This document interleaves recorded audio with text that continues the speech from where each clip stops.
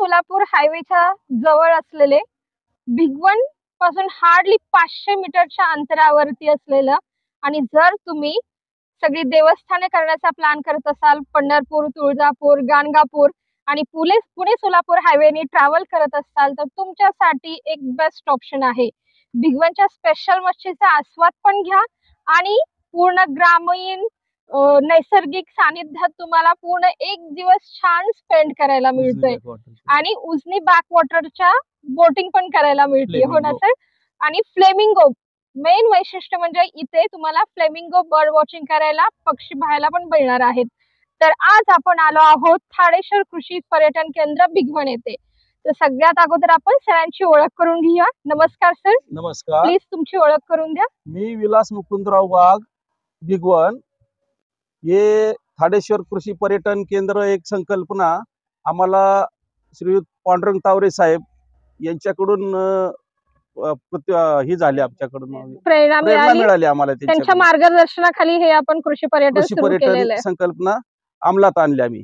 तर हे आपला हा जो परिसर आहे आपला, तो इथं हे हिल स्टेशन आहे. भिगवणच्या नजीक 200 मीटरवर अंतरावर हिल स्टेशन आहे. त्याचं मूळ नावच थाडेश्वर डोंगर म्हणून आहे. म्हणून त्याचं कृषी पर्यटनाचं नाव देण्याचा उद्देश थाडेश्वर कृषी पर्यटन केंद्र आहे. इथं थाडेश्वर महादेवाचं मंदिर आहे.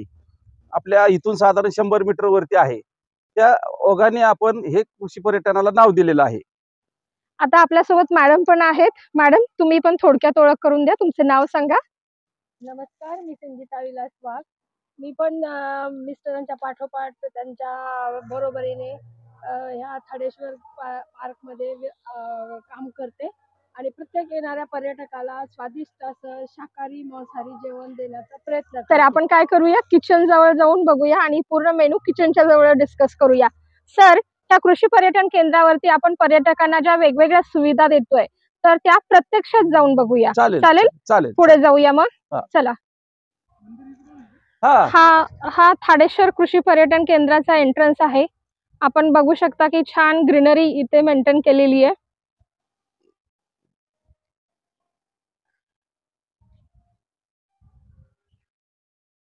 आणि पलीकडे हा पार्किंग एरिया आहे. इथे पार्किंग करून आपण आतमध्ये जाऊ.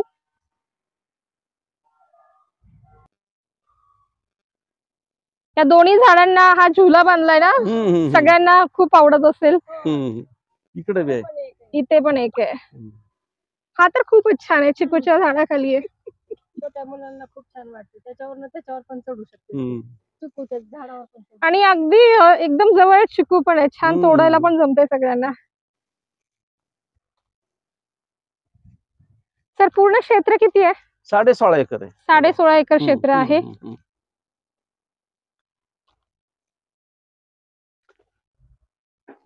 पर्यटक आल्यानंतर आम्ही इथं त्यांचं मेन गेट वरती स्वागत केल्यानंतर इथं त्यांचं रिसेप्शन, स्वागत करण्याची वेगळी पद्धत जागा वगैरे आहे. इथं त्यांना थंड पाणी.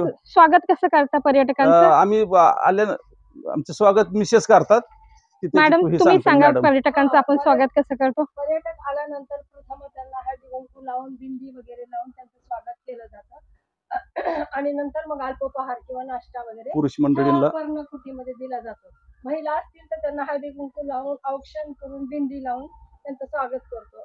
आणि पुरुष जर असतील तर त्यांना अष्टगंध आणि गांधी टोपी घालून त्यांचं स्वागत केलं जातं. आणि स्वागत करून इथं आम्ही ताशा वगैरे लावून स्वागत करत, ढोल ताशे लावून छान स्वागत करतो. आणतो त्यांना वाजत. आणि मग इथं नाश्त्याची सोय करतो. म्हणजे इथे नाश्त्याची सोय प्लस इथे खाली बैठक व्यवस्था करून त्यांना कुठला भारतीय बैठक व्यवस्था करून त्यांना महिला असतील तर दात्यावर नऊवारी साडी घालून, नाकात नथ वगैरे घालून आपले पारंपरिक पद्धतीचे दागिने वगैरे हे आपण बघू शकता. इथं हे जात आहे. जात्यावरती दळण करतात. आणि इथं जुन्या पद्धतीचं ताक वगैरे करण्याची डेरा आहे. ह्याच्यामध्ये ताक बनवलं जातं. ओपनला बसावं लागतं. म्हणजे निसर्गरम्य परिसरात हुरडा वगैरे. तर मग त्या चिकूच्या झाडाखाली गावठी पद्धतीने खाली सतरंजी वगैरे टाकून खाली बसून ते हुरडा पार्टी एन्जॉयमेंट करतात. बरोबर. किंवा एखाद्या डबल फॅमिली वगैरे आली किंवा 2 ग्रुप आले तर एक ग्रुप तिकडे बसतो, एक ग्रुप इकडे बसतो. बरोबर, आणि प्रत्येकाला स्पेस पण प्रत्येकाला मिळते, स्पेस प्रायव्हसी मिळते मिळते. म्हणून ते थोडंसं इथं बसण्याची बसण्याची सोय व्यवस्था केली केलेली आहे. आपण वेगवेगळी असं. आणि जेवण वगैरे झाल्यानंतर त्यांना थोडंसं रिलॅक्स व्हायचं असतं, आराम करायचा असतो. मग इथं आपण सतरंजी किंवा घोंगडी टाकून त्यांना आराम करण्याची कॉट वगैरे इथं आहेत सोय केलेली झोपायला. आहे. हा, कॉट टाकतात किंवा हम्म. सतरंजी टाकून आरामात हो. झाडाखाली झोपू हो, शकतात. आरामशीर झोपायला. त्यावेळेस ते काय निसर्गरम्य वातावरणात गावठी पद्धतीने झोपण्याची सोय आपल्याकडे आहे. पूर्ण ग्रामीण ग्रामीण संस्कृती आहे. संस्कृती. गाडी छान पेंटिंग झालं. हम्म. वगैरे, तर हे नैसर्गिक इथून घ्यायचं असं चहामध्ये डायरेक्ट टाकायचं. हा गवती चहा आहे ना? गवती चहा एकदम टेस्टी लागतो. हे किचन आहे आणि पलीकडच्या चुलीत चुलीवर चुलीवरचं जेवण चुलीवरती पण इथं चुली मांडल्या जातात ठीक ना. आहे. इथं आहेत. पर्यटकांना त्याचा मस्त वापरात नसल्यामुळं चुलीवरचा स्वयंपाकाचा आस्वाद घ्यायला मिळतोय. हम्म. हा, इथे चुली मांडलेल्या आहेत. पाण्याचा सोर्स काय आहे? पाणी इथे उजनी बॅकवॉटरवरून आणलेलं उजनी आहे आपण. बॅकवॉटरचं पाणी आहे. परंतु आपण इथं पर्यटकांना फिल्टर प्लांटचं पाणी आमच्या ग्रामपंचायत भिगवणच्या फिल्टर आरो प्लांट आहे. त्या आरो तिथलं प्लांटचं पाणी. आपण पाणी आणून इथं कलेक्ट करतो. इथं Okay. जार मध्ये आणून एक 10-12 जार जसे पर्यटक असतील त्या दृष्टीने आपण त्यांची पिण्याच्या पाण्याची आरो सोय प्लांटच्या केली जाते. पाण्याची सोय करतो आपण. म्हणजे माझ्या जवळ उभं राहून हा. इथे ही हे विठ्ठल तुळस म्हटलं ना. हा हे विठ्ठल तुळस आहे. फक्त ह्याचा हार विठ्ठलाला पंढरपूरच्या विठ्ठलाला घालण्यात येतो दर एकादशीला. मग त्याचं हे वैशिष्ट्य जास्त आहे, वैशिष्ट्य. ओके. विठ्ठल तुळस. आणि पूर्ण शेतावर थाडेश्वर कृषी पर्यटन केंद्र याचा हा परिसर आहे संपूर्ण. आपल्याला इथे जे नारायणची बाग दिसतीये, हो ना सर, हेच ना पॉइंट? ही जी नारायणची बाग दिसते इथे बोटिंग पॉइंट आहे. पर्यटकांना इथे बोटिंगला घेऊन जातात ना. पर्यटकांना इथं आणि इथून खाली त्या बागेपर्यंत ट्रॅकिंग होऊ शकतं. ट्रेकिंग पण होते आणि शिवार फेरी शिवार होत फेरी असते. होती. चालत येतात का ट्रॅक्टर मध्ये बसून येतात? नाही, कारण ट्रेकिंग अंतर चालत जरा- जातात.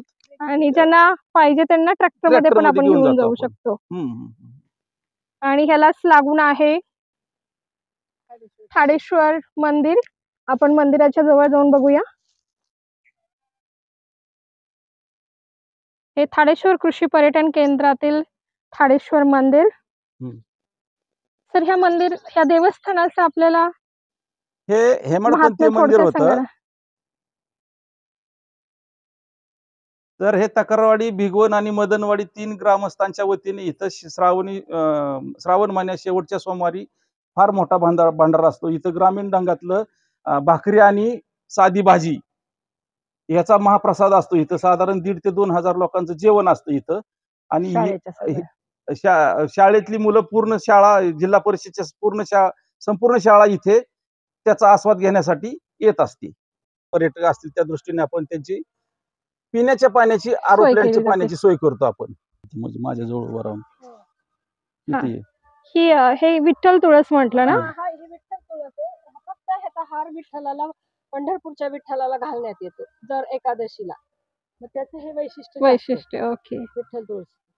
आणि पूर्ण शेतावरती कुठली कुठली पिके घेतली जातात? आपल्या शेतावरती ऊस, हरभरा, फळपिकामध्ये चिकू आहे, नारळ आहे, फुलझाडे आहेत. फुलझाडी काय आहेत आणि हरभरा घेतो आपण.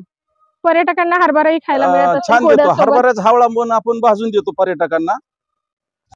आता आपल्याकडे पर्यटक आल्यानंतर तुम्ही त्यांना शेतावरती शिवार फेरी करण्यासाठी घेऊन जातात का? हो, शिवार फेरी घेऊन जातो. आणि पर्यटक आल्यानंतर आपण पर्यटकांना विचारून घेतो की अगोदर शिवार फेरी करायची, जेवण करायचं, हुरडा खायचा वगैरे. तर त्यांच्या ट्रेकिंगला पण जायला तयार असतात का? ट्रेकिंगला जातात. हा. आणि शिवार फेरीत आपण मग ट्रॅक्टर मध्ये राईड मारतो. ट्रॅक्टर मध्ये राईड केल्यानंतर मग इथं आल्यानंतर ज्यांना कुणाला स्वतः ट्रॅक्टर चालवायचा असेल, ट्रॅव्हलिंग ट्रॅक्टर चालवण्याचा असेल, तर ते सुद्धा आपण त्याला त्या ऍक्टिव्हिटीज मध्ये ते देतो आपण हे करून. म्हणजे प्रत्येक पर्यटकाला आपण पर्सनली ट्रॅक्टर चालवण्यासाठी देतो. आणि त्याच्यातून त्या महिलांना किंवा पुरुषांना त्याच्यातून बराचसा आनंद मिळतो की बा मी ट्रॅक्टर चालवलं वगैरे म्हणून. बरोबर. आता पर्यटक आल्यानंतर त्यांच्या चॉईसनी ज्यांना कोणाला ट्रेकिंगला जायचं असेल तर ट्रेकिंगची सोय आपल्याकडे आहे. ज्यांना कोणाला ट्रॅक्टर राईड करायचं असेल शिवार फेरीत ते बी आहे. आणि स्वतः ट्रॅक्टर ड्रायव्हिंग करण्यासाठी सुद्धा आम्ही त्यांच्यासाठी सेवा उपलब्ध करून देतो. आणि ते ड्रायव्हिंग करत असताना वेगवेगळे फोटो सेशन घेण्यात शक्यतो महिलांना फार आनंद होतो. त्याच्यामुळे ट्रॅक्टर राईड ठेवलेली आहे आम्ही. आणि आधुनिकतेच्या काळात ट्रॅक्टरच गरजेचं असल्यामुळे ट्रॅक्टर राईड ठेवली. आणि दुसरी गोष्ट आपल्याकडं बोटिंगचं बी सोय आहे. बोटिंग मध्ये फिरून फ्लेमिंगो पक्षी सुद्धा पाहण्याची इकडं आपल्याकडं सोय आहे. आपल्याकडे फ्लेमिंगो पक्षी पाहण्याची आता तुम्ही पर्यटकांसाठी किती दिवस, एक दिवसाची एक दिवशी आपल्याकडे एक दिवशीय सोय आहे आपल्याकडं.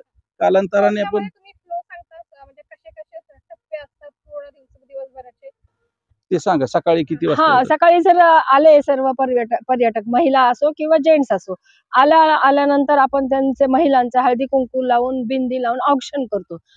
पुरुष वर्ग असेल तर त्यांना अष्टगंध लावून गांधी टोपी घालून त्यांचं ढोल ताशाच्या गजरामध्ये आपण स्वागत करतो.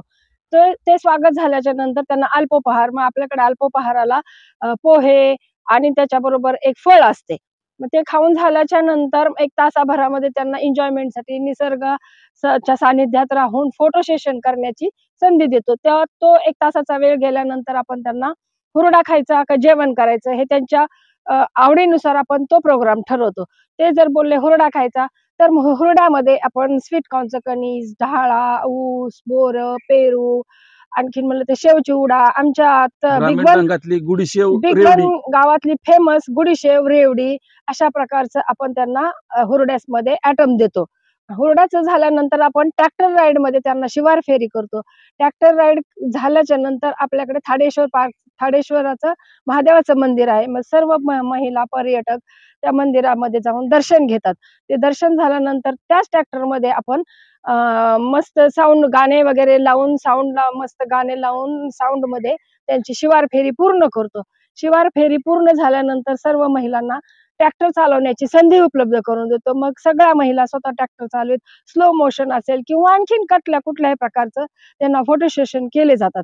आणि त्याच्यानंतर मग आपण जेवण देतो. जेवणामध्ये शाकाहारी आहे, मांसाहारी आहे. मांसाहारीमध्ये तळलेला मासा, मिठाचा ओला फ्राय, तिखटाचा ओला फ्राय आणि रस्सी, कांदा आणि टोमॅटो, लिंबू पूर्ण प्लेट असते. हा पूर्ण प्लेट. आणि शाकाहारीमध्ये पहिली गोष्ट दही, थालपीठ, स्वीट मध्ये लापशी, एक पातळ भाजी, एक सुकी भाजी, चटणी, दही, सगळे सॅलिड म्हणजे टोमॅटो, गाजर, काकडी. त्याच्यानंतर मग एक पातळ भाजी, सुकी भाजी, ठेचा, पिठलं एवढं आपण जेवणासाठी शाकाहारीमध्ये देतो. चुलीवरचं जेवण. आणि अख्खं पूर्ण जेवण चुलीवरचं आणि सगळं गरम गरम, ज्वारीची भाकरी, बाजरीची भाकरी, चपाती अशा प्रकारचं जेवण आपण दिलं जातं. आता हे पूर्ण वन डे पॅकेजचं तुम्ही किती प्राइस लावली, किती 450 रुपये आहे. पर पर्सन 450? हा 450. लहान मुलांसाठी काही कमी आहे? आहे ना, कन्सेशन आहे. लहान मुलांची किती charges? 200 रुपये घेतो. 200 रुपये घेतो. 5 वर्षाच्या खालील असेल तर नाही, मग घेतच नाही Payment आपण घेत त्यांचं नाही. पेमेंट. अजून तुम्हाला काय वाटतं? आणि मॅडम शक्यतो लहान मुलं अगदी 12 वर्षाच्या दरम्यान जरी असतील तरी आम्ही इथं मुलांचे शक्यतो पैसे घेतच नाही ऍज फॅमिलीत आले तर. आणि आपण शक्यतो मुलांनी किंवा पर्यटकांनी पनीर वगैरे असं काय मागितलं गिरवीचे आयटम तर आपण आपल्या जेवणात नेग्लेक्ट करतो, देत नाही. कशासाठी तर मूळ कृषी पर्यटनाची संकल्पना अशी आहे की ग्रामीण भागातले जेवण जे पौष्टिक जेवण असतात त्या जेवणांचं अलीकडच्या पिढीतल्या मुलांना त्याचं नाविन्य कळलं पाहिजे, त्या जेवणाचं महत्व कळालं पाहिजे. म्हणून ते आम्ही आग्रहाने ते त्यांना ते थालीपीठ वगैरे ते जे देतो आम्ही जेवणात, लापशी वगैरे देतो तो त्या पाठीमागचा आमचा उद्देश आहे तो. आणि 4 नंतर आपण सगळ्या पर्यटकांना चहा, ज्यांना चहा पाहिजे असेल चहा, कॉफी पाहिजे असेल कॉफी, लिंबू सरबत वगैरे असं करून त्यांचा निरोप समारंभ घेतो.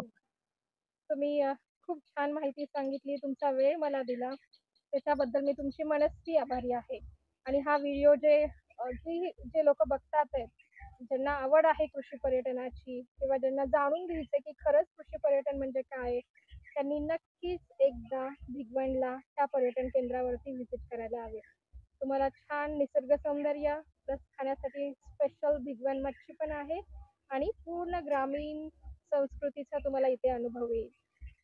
सगळ्यांचा परत एकदा थँक्यू असं आणि धन्यवाद थँक्यू धन्यवाद. आणि जे नमस्कार. पर्यटक पाहत आहेत त्यांनी आवर्जून नक्की या पर्यटन केंद्राला व्हिजिट करावे, भेट द्यावी.